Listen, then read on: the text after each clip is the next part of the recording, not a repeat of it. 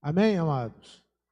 Graças a Deus que há uma alegria que nós não encontramos em outro lugar a não ser neste lugar, que é a casa de Deus. Quero agradecer àqueles que estão nos visitando. Deus abençoe, traga alegria, paz ao coração dos irmãos e que nessa semana o Senhor possa realizar os desejos do seu coração. Fazer um apelo por Gabriel Souza.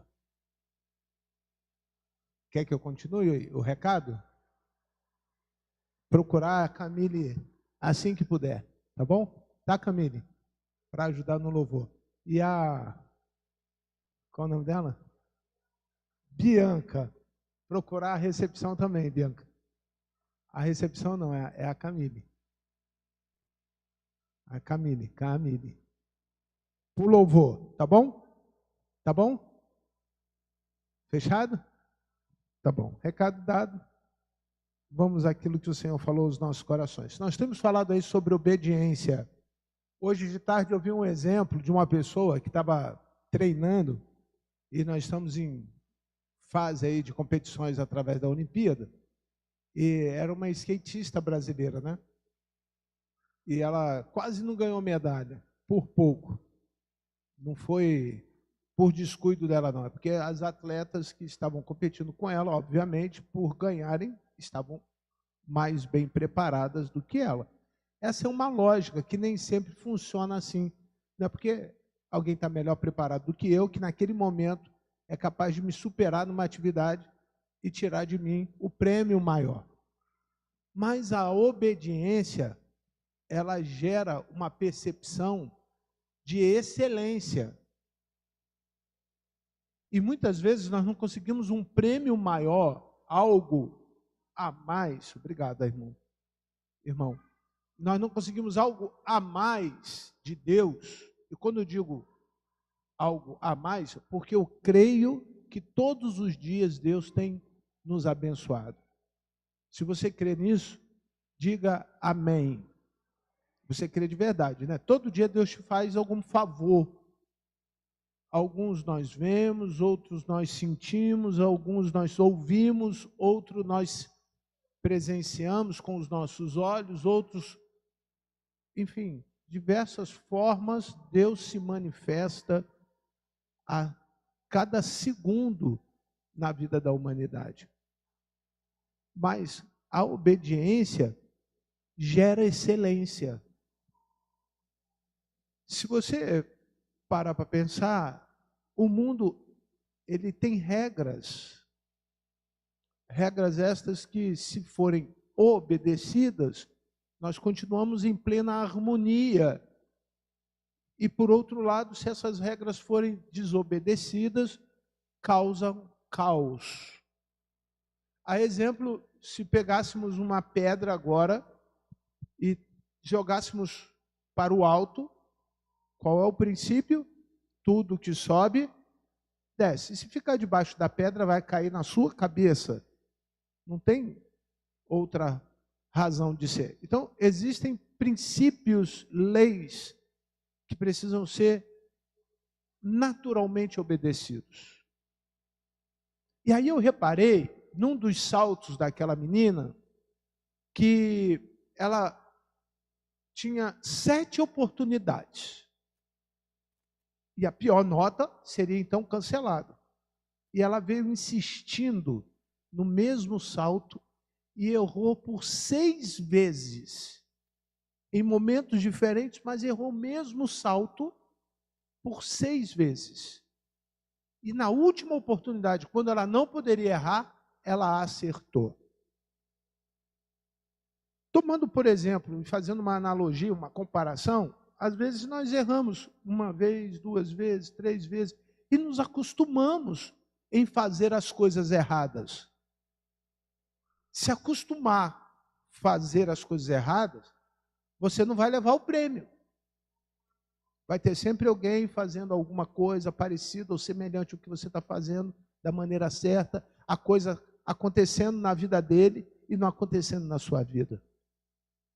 Eu entendo que esse momento é um momento de desafio, que não importa quantas vezes você esteja fazendo alguma coisa errada, Importa que agora você queira acertar, porque pode ser a última vez da tua vida.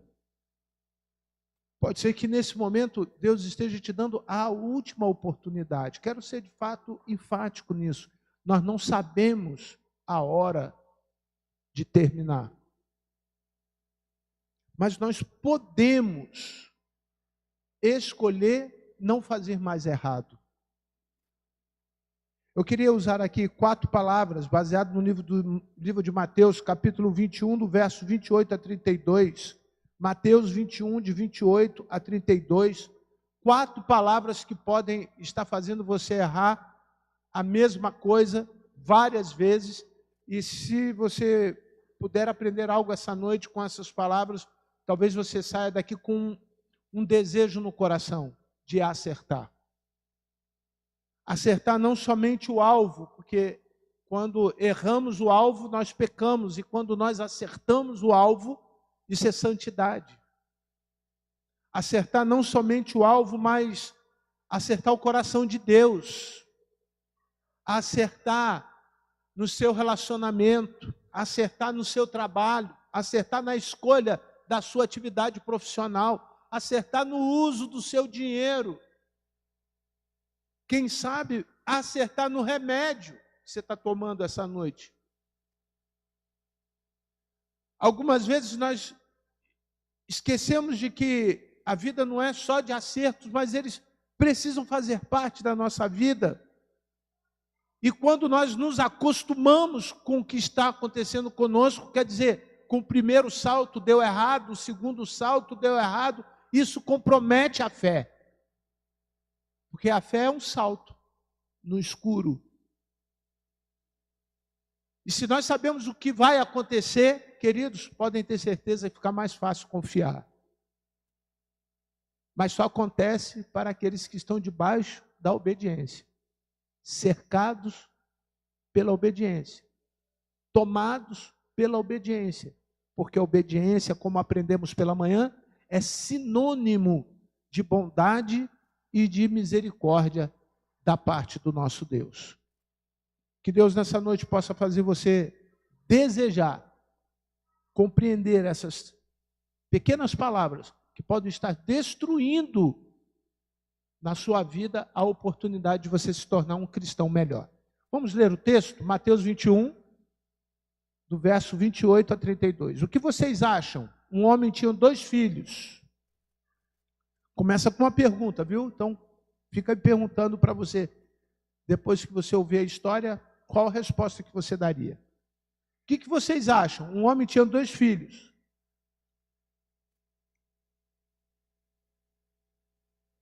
Filho, vá hoje trabalhar na vinha. Perdão, volta aí, porque eu li o texto, mas não li. Eu li o texto na cabeça, mas não li para os irmãos. O que vocês acham? Um homem tinha 2 filhos. Chegando-se ao primeiro, disse: filho, vá hoje trabalhar na vinha.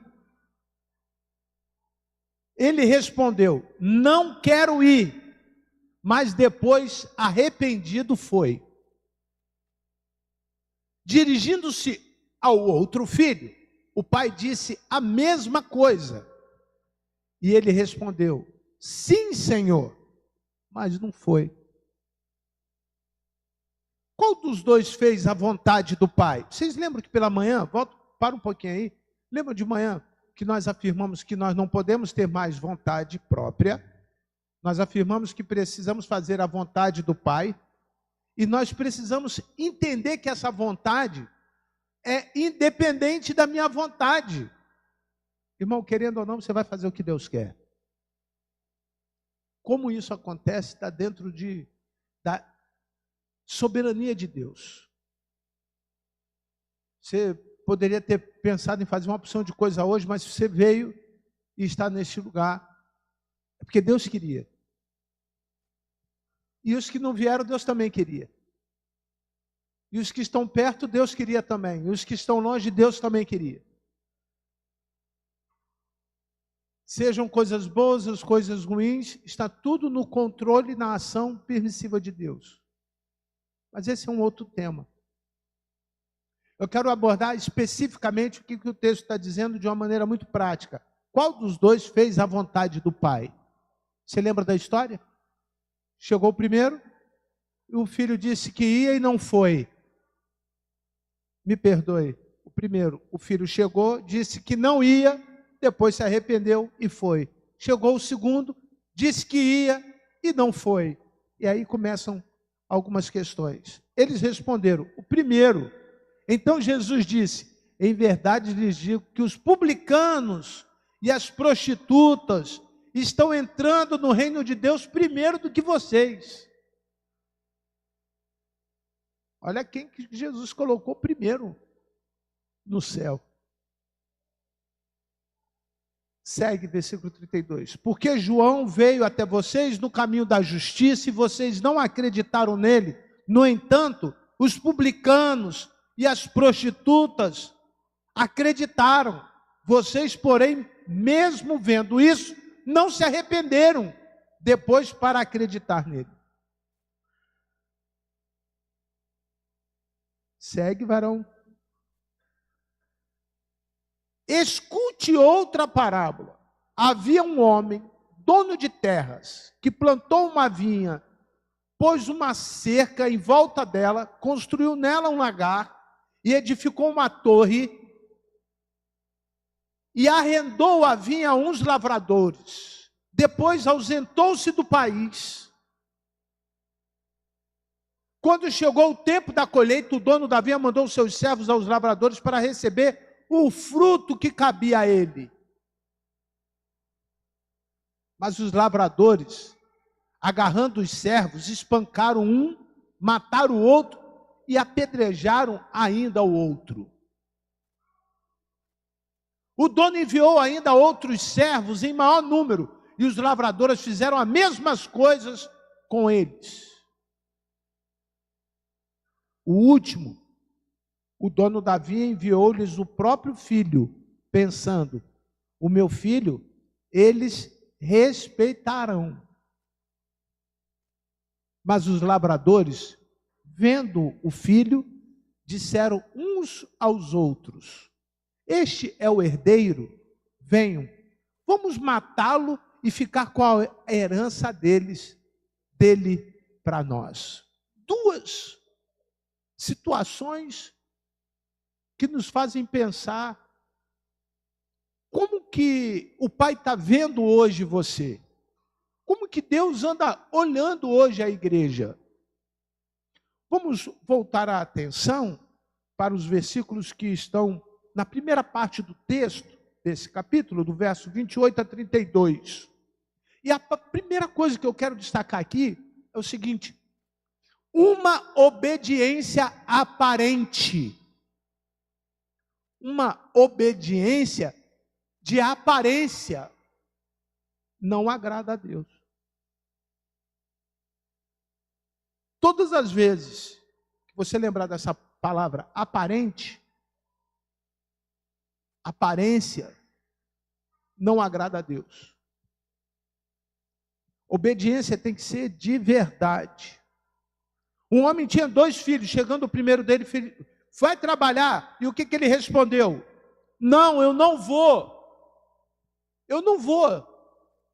Eu não posso dizer que vou fazer alguma coisa com o coração não querendo, não desejoso, não entendendo a razão, o motivo, o propósito, não tendo no meu interior a verdadeira motivação. Eu não posso dizer para as pessoas que eu sou o que na verdade eu não sou. Daí nós vamos para a segunda história, quando Deus te deu coisas maravilhosas e você tem que devolver isso de alguma forma ao Senhor, e você diz para si mesmo, eu não vou devolver para o Senhor. Aí ele assemelha a nossa vida religiosa aos publicanos e às prostitutas. Os publicanos eram uma classe política que existia no tempo de Jesus. E as prostitutas, as meretrizes, eram as pessoas que eram escorraçadas, mulheres que vendiam o seu próprio corpo para terem as suas necessidades supridas. E é aquelas pessoas que eram mais asquerosas. E Jesus fala, eles vão entrar no reino do céu primeiro, porque eles se arrependeram e creram. Vocês vivem de aparência. Para de viver de aparência. Para de fazer uma falsa obediência.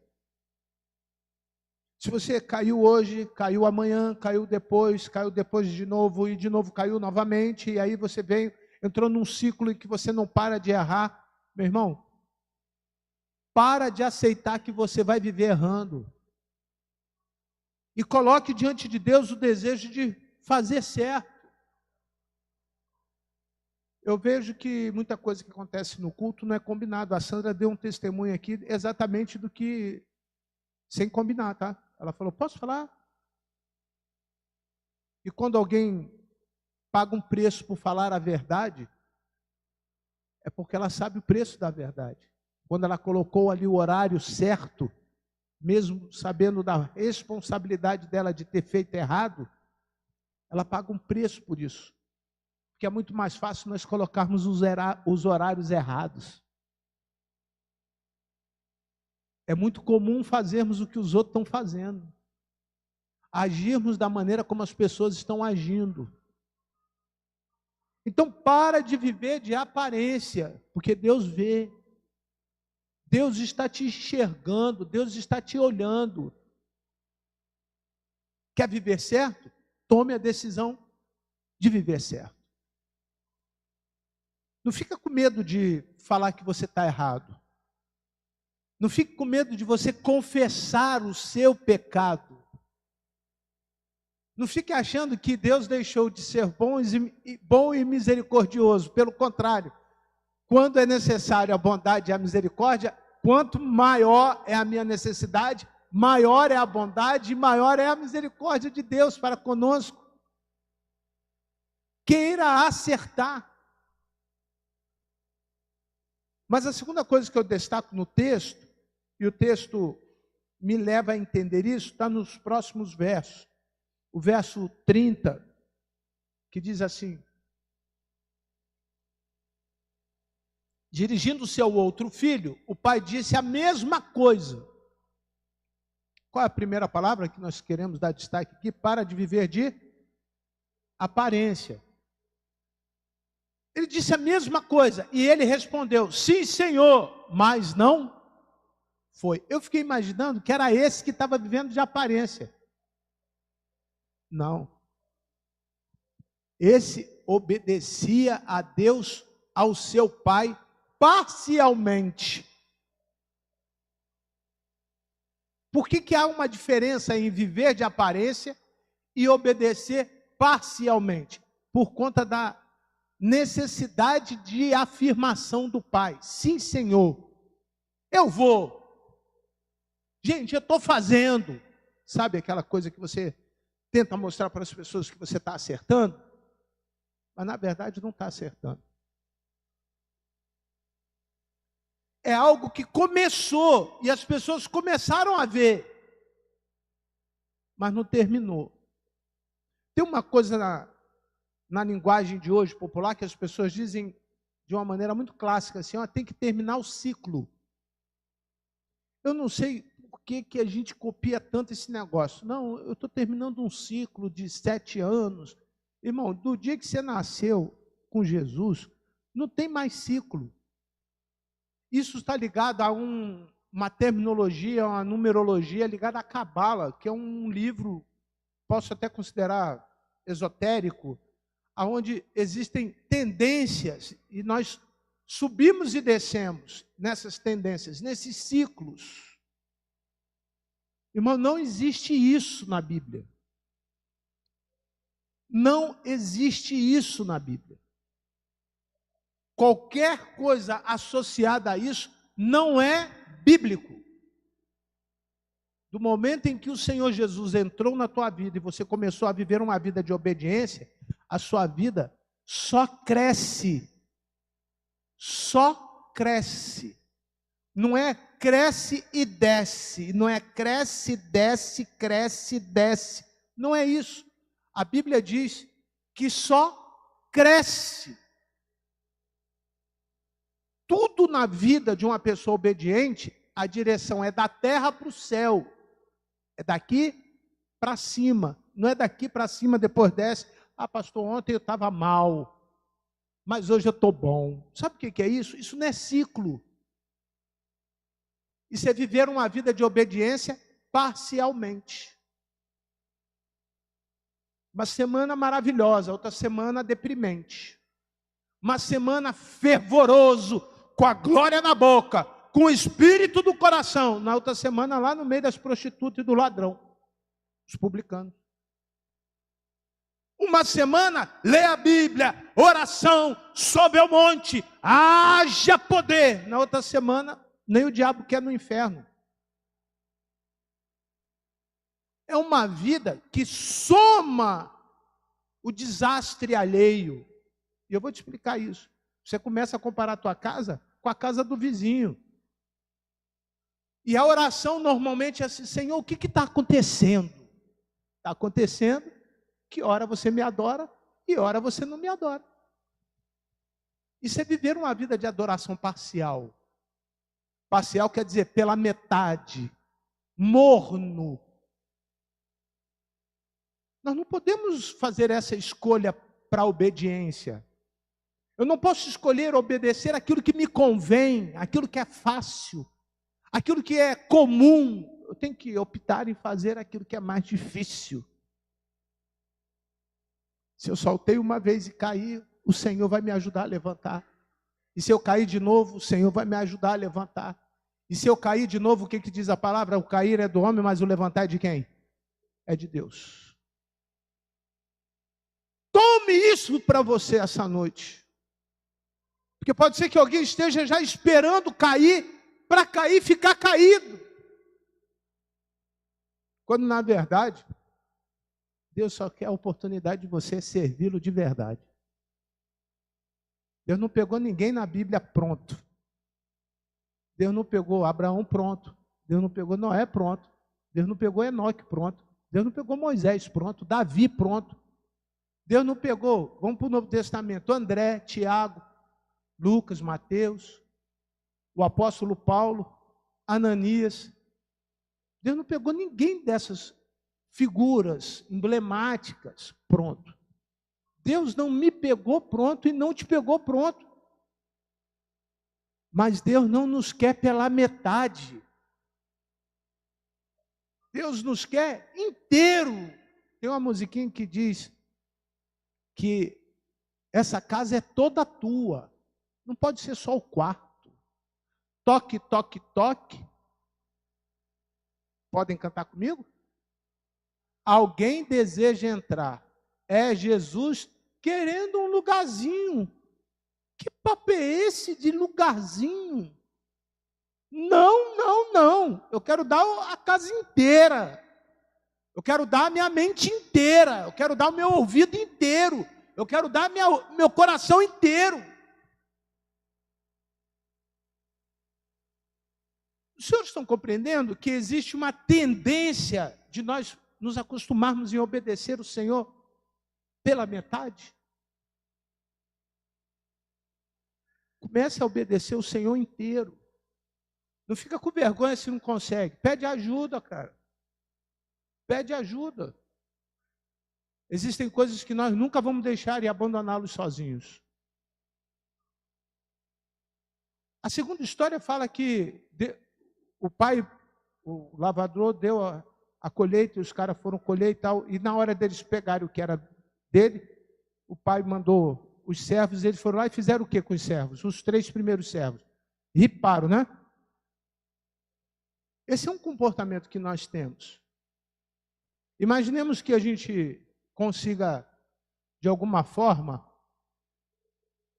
exibir para alguém aquilo que está no nosso coração agora.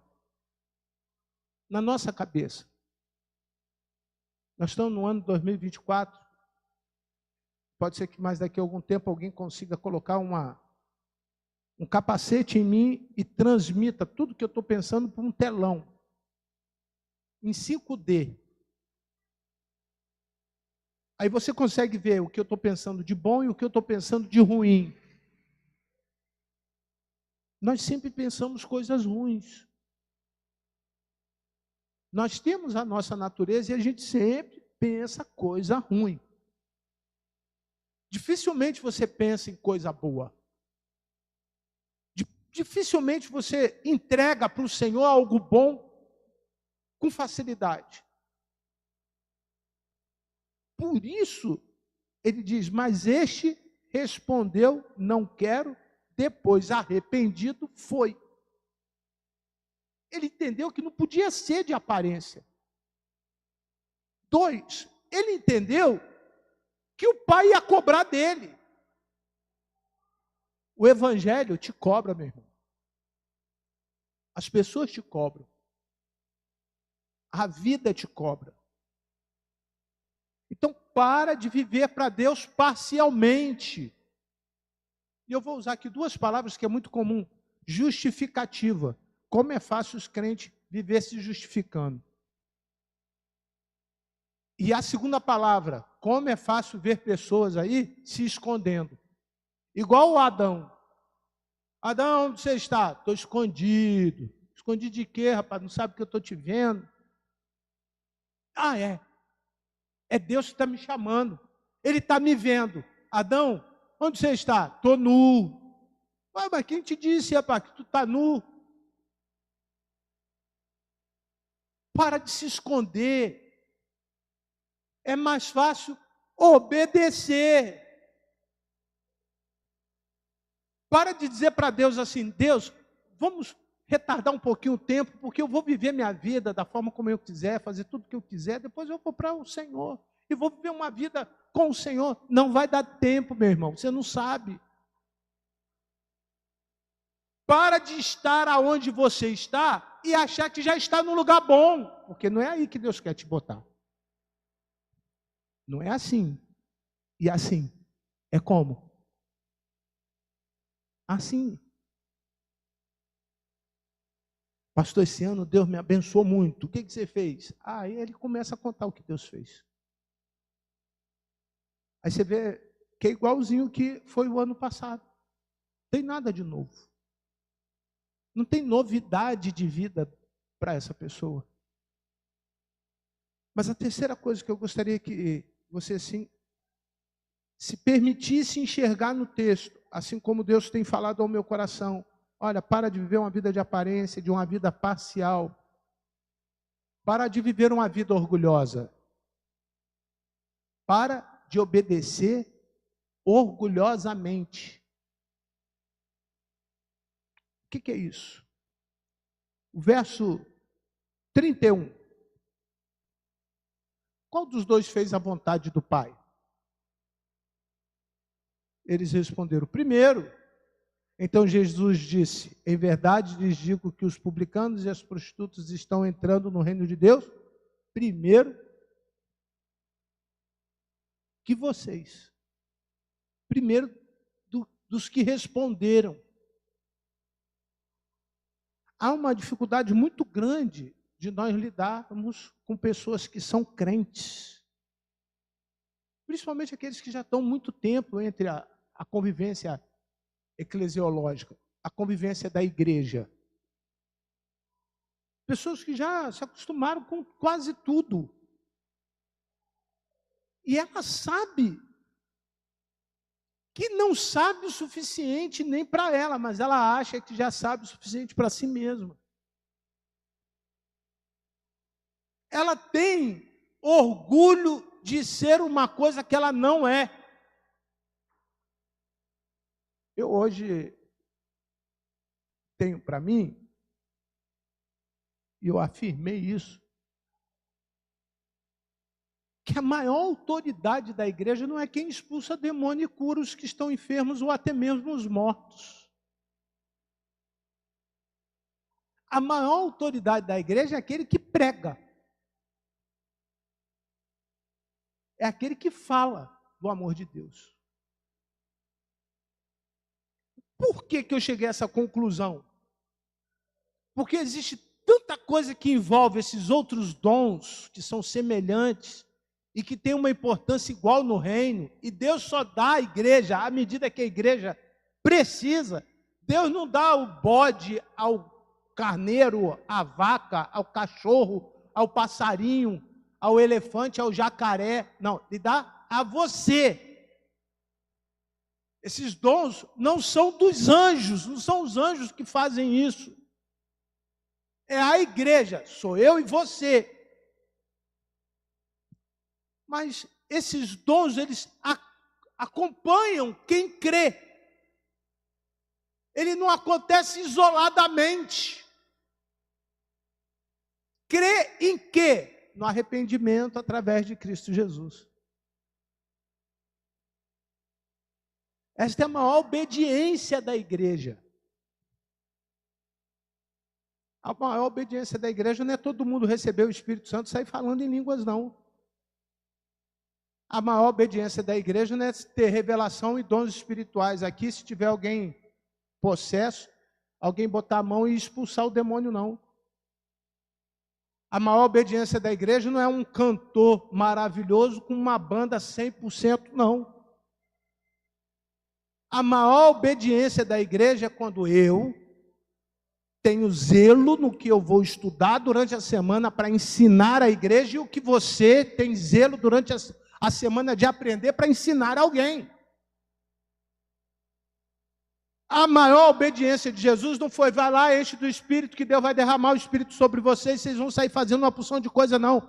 É ide por todo mundo, pregai o Evangelho. Aí as outras coisas acontecem. Essas outras coisas acompanham. Então, uma igreja orgulhosa, ela se acostuma com aquilo que ela já tem. E não faz mais nada. Aposenta a fé. Assim como o nosso sistema de aposentadoria brasileiro está falido, muitos estão com a sua fé falida. Uma fé orgulhosa. Uma fé cheio de si, que não vai entrar no reino dos céus. É mais fácil você ver a prostituta e o publicano lá na fila indo para o céu do que você. Pastor, mas dói ouvir isso, porque eu não sei se eu estou vivendo uma obediência orgulhosa. Claro que sabe, você consegue identificar quantas vezes Deus mandou falar a mesma coisa para você e você retrucou. Retrucar quer dizer, brigou consigo mesmo falando mal do que você está ouvindo. Ah, não é para mim não. Isso que o pastor está falando são para os pastores da igreja. Pastor Luiz, pastor Jorge, pastor Lucas, pastor Vinícius. É para o filho do pastor que vai ser pastor, da filha que vai ser missionária. Não, irmão, é para você. É para essa menininha que está pequenininha aqui dançando aqui. É para ela. E há uma necessidade de nós entendermos por que Jesus falou publicanos e meretrizes, porque são as pessoas que nós não queremos nos misturar. A igreja é seletiva. Talvez é o momento mais difícil da igreja agora. O grupo social que mais discrimina é a igreja. O grupo social que tem mais intolerância religiosa é a igreja. O grupo que exclui mais é a igreja. O grupo que fala mal mais de si mesma, você vai na rua, tem uma porção de gente que fala assim, sai da igreja. Por quê? Por causa do pastor, por causa da irmã, por causa da cantina, por causa do zelador, por causa da luz que não era boa. É o povo de Deus que fala mais mal de si mesmo. Você já conversou com um macumbeiro? Vê se ele fala mal do pai de santo dele. Macumbeiro de verdade. O católico. Vê se ele fala mal do padre dele. Se vocês puderem ler, em nome de Deus, o livro, vocês vão ver o que é padre. Na Europa e no Brasil. Mas ninguém fala mal. Nós vivemos um tempo onde as pessoas querem ser o que não são, vivendo de aparência. Elas querem ter uma vida parcialmente ao lado de Deus. Domingo está na igreja, é o tal crente Raimundo. Um pé na igreja e outro onde? No mundo. O cara não está preocupado com o que ele está fazendo durante a semana, não. Ele não está preocupado com o vizinho dele. Ele fala palavrão, ele bebe, ele mente. Ele lava a boca com o sabonete e 2 minutos depois está com a boca suja. A cada 10 palavras, 9 é feia. E ele luta com isso. Mas a boca fala do que o coração está o quê? Cheio. Ele não consegue falar um versículo de cor. Próximo mês nós vamos comemorar todos os domingos o Dia dos Pais. Já no primeiro domingo nós vamos comemorar o Dia dos Pais. No segundo domingo nós vamos comemorar o Dia dos Pais. No terceiro domingo nós vamos comemorar o Dia dos Pais.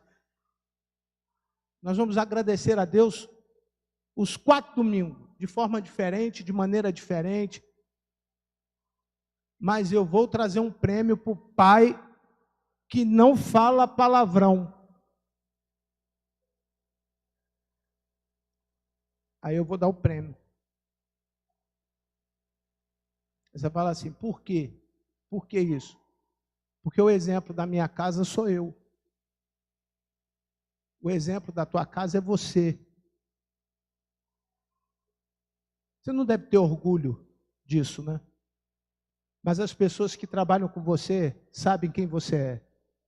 A tua mulher sabe quem você é. Os teus filhos sabem quem você é. Se nós sabemos, imagine quem? Deus. Irmão, quebra o orgulho e diz para Deus, Deus, eu quero ganhar esse prêmio. Quero ganhar o prêmio.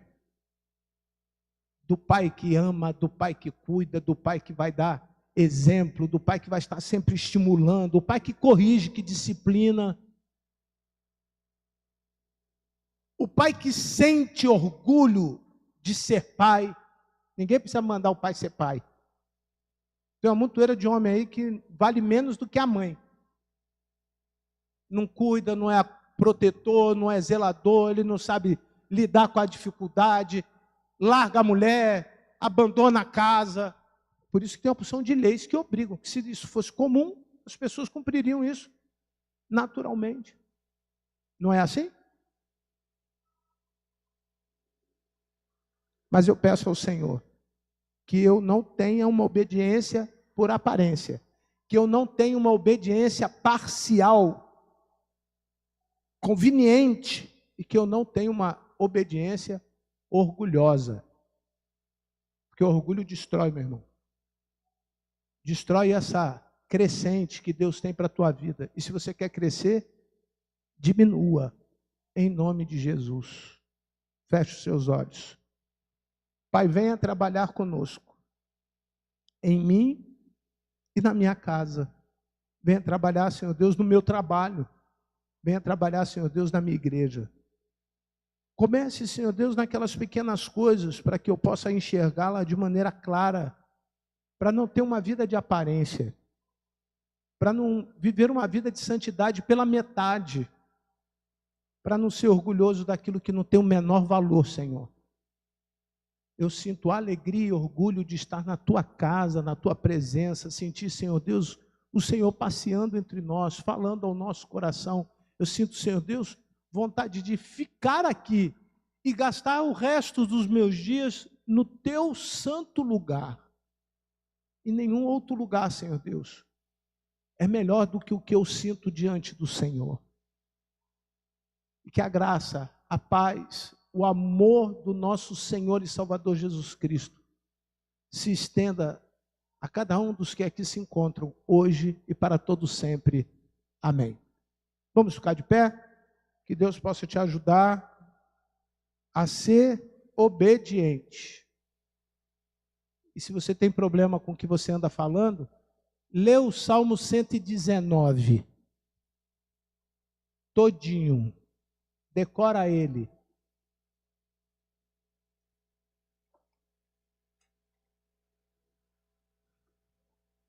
Quando o mau pensamento vier, você... versículo 3. Veio outro mau pensamento, versículo 4. E veio outro pensamento ruim de você, versículo 5. E quando o diabo tentar fazer bagunça na tua casa, você... versículo 37.